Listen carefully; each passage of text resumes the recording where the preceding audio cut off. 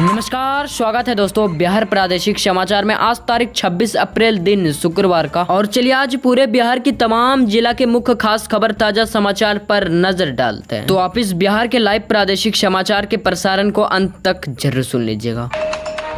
देखिए, एक तो आज बिहार में किशनगंज, कटिहार, पूर्णिया, भागलपुर, बांका समेत 5 जिलों में सार्वजनिक छुट्टी रहेगी। स्कूल, कॉलेज, दुकान, प्रतिष्ठान, दफ्तर सब कुछ बंद रहेंगे, क्योंकि इन सभी 5 जिलों में आज 26 अप्रैल को लोकसभा चुनाव के दूसरे चरण के तहत मतदान होने जा रहा है। देखिए, दूसरे फेज के तहत किशनगंज, कटिहार, पूर्णिया, भागलपुर, बांका जिले के अंदर आज सुबह 7 बजे से वोटिंग मतदान शुरू हो जाएगी। निर्वाचन आयोग ने मतदान को लेकर पूरी तैयारी कर ली है। 9,322 मतदान केंद्र बनाए गए हैं जिस पर वोटिंग होगी, और इन सीटों पर टोटल 50 प्रत्याशी मैदान में हैं, जिसमें 3 महिला उम्मीदवार भी हैं। मैंने बता दिया, इन सभी जिलों के अंदर सुबह 7 बजे से वोटिंग मतदान शुरू हो जाएगी, और दूसरे चरण के अंदर करीब 94 लाख मतदाता वोट डालेंगे। इनमें से 1,37,000 तो नए मतदाता हैं जो पहली बार वोट डालेंगे। बिहार के कुछ और चुनावी खबर देख लीजिए, फिर तो आगे खबरों में बढ़ना ही है। बिहार के 5 सीट किशनगंज, कटिहार, पूर्णिया, भागलपुर और बांका से किस पार्टी से कौन उम्मीदवार है, एक झलक आपको ये भी बता देते हैं। कटिहार में कांग्रेस से तारकी अनवर तो बीजेपी जेडीयू से दुल्ला चंद्र मैदान में है। वहीं भागलपुर से बीजेपी के जेडीयू से अजय मंडल, कांग्रेस के अजीत शर्मा ताल ठोक रहे हैं। इधर पूर्णिया सीट पर घमासान है, यहाँ निर्दलीय पप्पू यादव, बीजेपी जेडीयू से संतोष कुशवाहा, आरजेडी कांग्रेस से लालू यादव की बेटी बीमा भारती चुनावी मैदान में है। और रहा किशनगंज, तो किशनगंज से जेडीयू प्रत्याशी मुजाहिद आलम और AIMAM के अखतरुल ईमान और कांग्रेस से मोहम्मद जावेद आजाद मैदान में हैं। इसके अलावा इस बार कई निर्दलीय प्रत्याशी भी अपने किस्मत आजमा रहे हैं। अच्छा, बांका जिला तो छूट ही गया। बांका जिले में आरजेडी और जेडीयू के बीच सीधा मुकाबला है। जेडीयू से तो मौजूदा MP गिरधारी यादव को ही टिकट दिया है, यानी बांका के अंदर जेडीयू बीजेपी से गिरधारी यादव और आरजेडी से जयप्रकाश यादव चुनावी मैदान में है। लोकसभा चुनाव 2024 के लिए कुछ गाइडलाइंस वगैरह भी जारी किया गया है, जो देख लीजिए आप। 100 मीटर दायरे पर नहीं ले जा सकते हैं कोई भी इलेक्ट्रॉनिक डिवाइस, यानी आप मतदान सेंटर पर mobile phone, smartphone, smart watch वगैरह ले जाने की इजाजत नहीं होगी। और इसके अलावा वोट डालते समय का फोटो वीडियो बनाकर वायरल करने वाले पर FIR दर्ज होगी।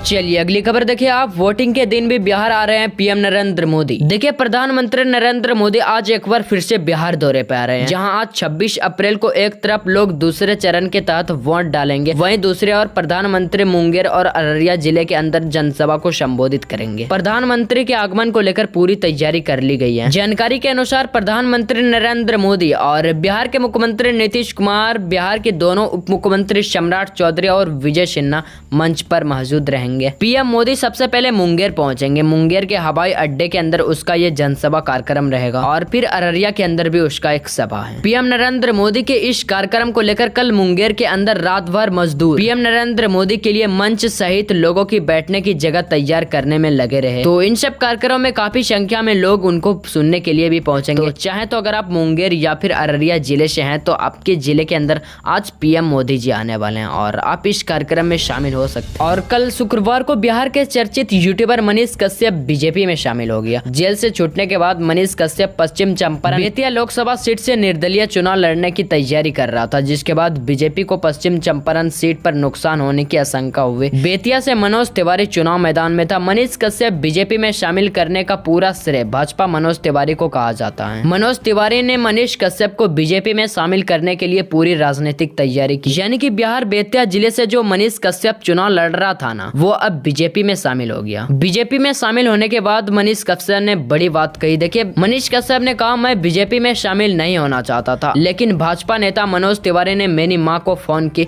मुझे बीजेपी में शामिल होने के लिए कहा। मैं अपने मां की बात नहीं टाल सकता, जिसके कारण आज बीजेपी में शामिल हो रहा हूं। बिहार को मजबूत करना है। लालू परिवार जो बिहार को लूट के बर्बाद किया, खसखोट लिया पूरे बिहार को, इसलिए बीजेपी में आया। बीजेपी के साथ मिलकर अब मैं बिहार को मजबूत करूंगा।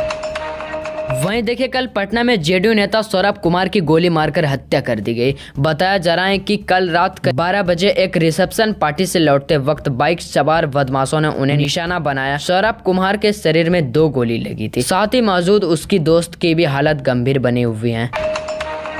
और खबर है राजधानी पटना के एक होटल में लगा भीषण आग, 8 लोगों की जिंदा जलने से मौत। देखिए राजधानी पटना के कोतवाली थाना क्षेत्र स्टेशन के पास एक होटल में भीषण आग लग गई। घटना के बाद फायर ब्रिगेड की कई गाड़ी मौके पर पहुंची और आग पर काबू पाने के प्रयास करने लगे, लेकिन आग काफी तेजी से फैल रहा था। घंटों मशक्कत के बाद आग पर काबू पाया गया। वहीं पटना की इस अगलगी की घटना में 8 लोगों की दर्दनाक मौत हो गई। अभी भी 2 लोगों की स्थिति गंभीर बने हुए हैं। सभी घायलों को पीएमसीएच में भर्ती कराया गया था। पटना सिटी के एसपी ने बताया कि 8 लोगों की मौत की पुष्टि हुई है। उन्होंने कहा इलाज के दौरान 3 पुरुष और 3 महिला की मौत हुई। वहीं राजधानी पटना के इस होटल में भीषण अगलगी की घटना की वजह सिलेंडर में आग लगने का बताया जा रहा है। वहाँ के लोगों का कहना है कि सिलेंडर में आग लगने की वजह से ये घटना हुई है। फिलहाल तो पुलिस इसकी जांच कर रही है। जरा आप ये वीडियो देखिए, बिल्डिंग में क्या भीषण आग के लपेटे उठ रहे हैं। लोग इधर से उधर भाग रहे हैं, अफरा तफरी का माहौल। और खबरों में आगे बढ़ने से पहले मैं आपसे एक छोटी सी निवेदन करना चाहूंगा कि अगर अभी तक आप इस वीडियो को एक लाइक नहीं किए हैं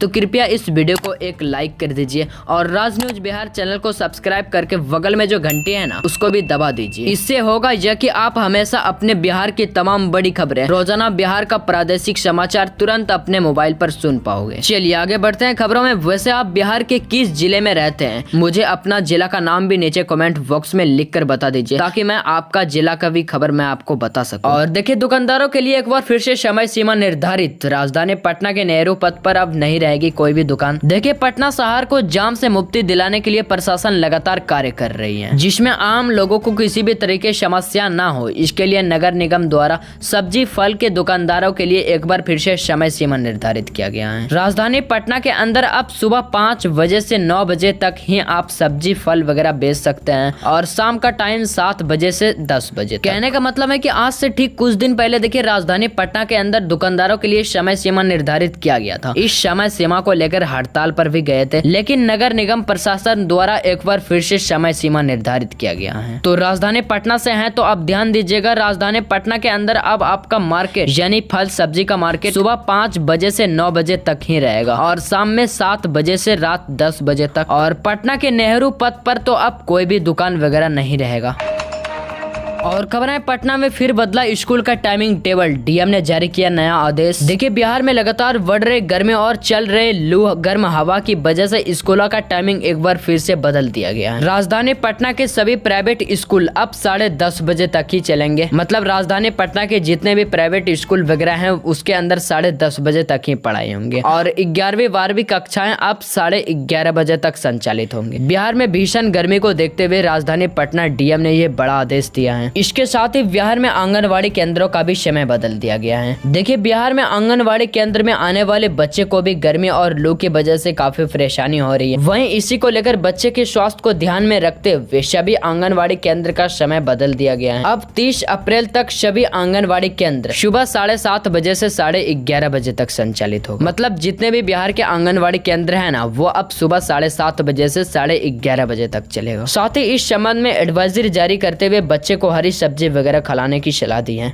खबरों का सिलसिला तो चलता रहेगा। चलिए बिहार का मौसम समाचार देखिए। बिहार के अधिकांश जिलों में हीट वेव 29 अप्रैल तक चलेगा भीषण लू। देखिए भीषण गर्मी से लोगों को अभी राहत मिलने की संभावना नहीं है। अगले 48 घंटे के अंदर 1 या फिर 2 डिग्री तापमान में और बढ़ोतरी दर्ज की जा सकती है। इसको लेकर मौसम विभाग ने लोगों को दोपहर 12 बजे से 3 बजे तक घर से बाहर निकलने की सलाह नहीं दी। प्यास नहीं लगने पर भी पानी पीने, हल्की ढीली और सूती कपड़ा पहनने की सलाह दी। अगले 30 अप्रैल तक राज्य का मौसम इसी तरीके से रहेगा। इसके बाद फिर गतिविधियां समान होगी। आज राज्य में 26 अप्रैल से 29 अप्रैल के दौरान दक्षिणी भागों के अधिकांश हिस्सों के अंदर लू और हीट वेव चलने की संभावना है। उत्तरी भागों के 1-2 स्थानों पर भी लू हीट वेव चल सकता है। इसको लेकर मौसम विभाग ने अलर्ट जारी किया। आज बिहार में 5 सीट पर चुनाव है, लेकिन गर्मी का विकराल रूप ही रहेगा। इसी तरह आज सहरसा, सुपौल, गोपालगंज, सिवान, पूर्वी चंपारण, पूर्णिया जिले के 1-2 स्थानों पर लू और गर्म हवा चलने की संभावना है। कल शेखपुरा जिला सबसे गर्म स्थान रहा, जहां का तापमान 42.8 डिग्री दर्ज किया गया।